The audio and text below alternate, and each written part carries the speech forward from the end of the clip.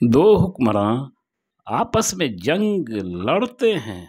آپس میں جنگ کرتے ہیں، صرف اپنی حکومت کے لیے، اپنی مملکت کے لیے،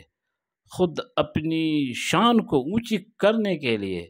دولت کے لیے، شہرت کے لیے، علاقے پر علاقہ جمع کرنے کے لیے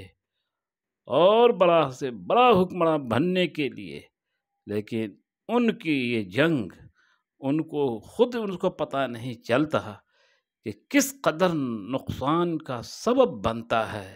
انسانی لاشوں کے ڈھیر لگ جاتے ہیں، کتنے بچے یتیم ہو گئے، کتنی عورتیں بیوہ ہو گئی، کتنے بھائی اپنے بھائی سے بچھڑ گئے، کتنی بہنیں اپنی بہنوں سے بچھڑ گئیں،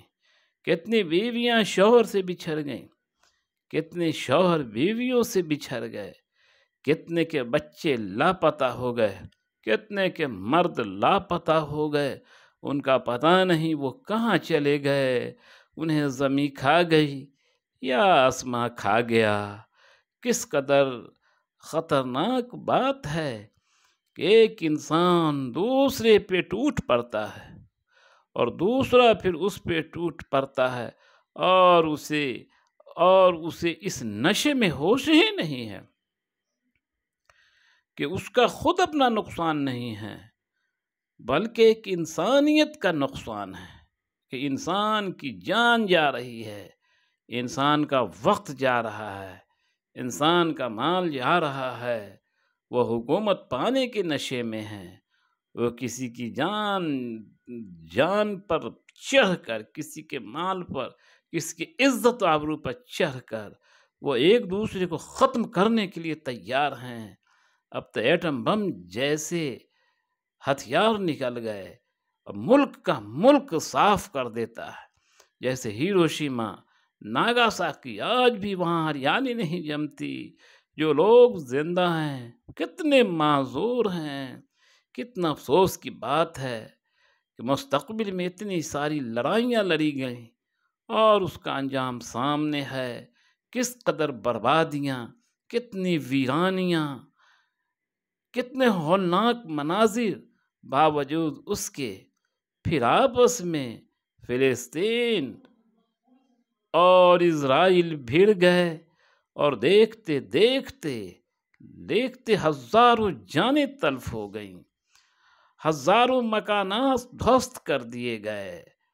اور سارے ملک میں یعنی ساری دنیا میں ہنگامہ آرائی ہے۔ کوئی فلسطین کا ساتھ دے رہا ہے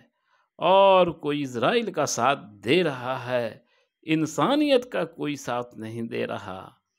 کوئی کہہ رہا ہے، کوئی فلسطین کا طرفدار ہے، وہ کہہ رہا ہے میں جیت لیا،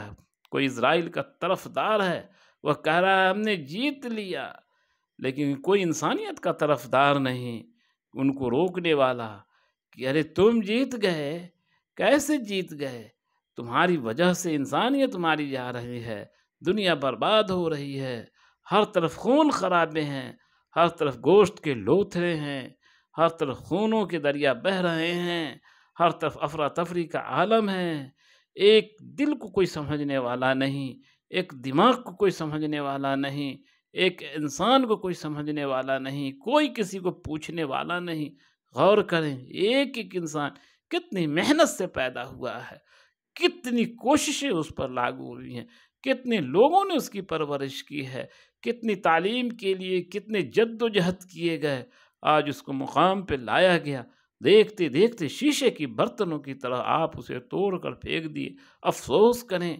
کچھ تو شرم کریں، کچھ تو لحاظ کریں انسانیت کا۔ اس طرح سے دنیا نہیں چلتی۔ اگر ایسا ہی ہے، خود کو آپ لوگ گولی مار لیں اور خود کو ختم کر لیں۔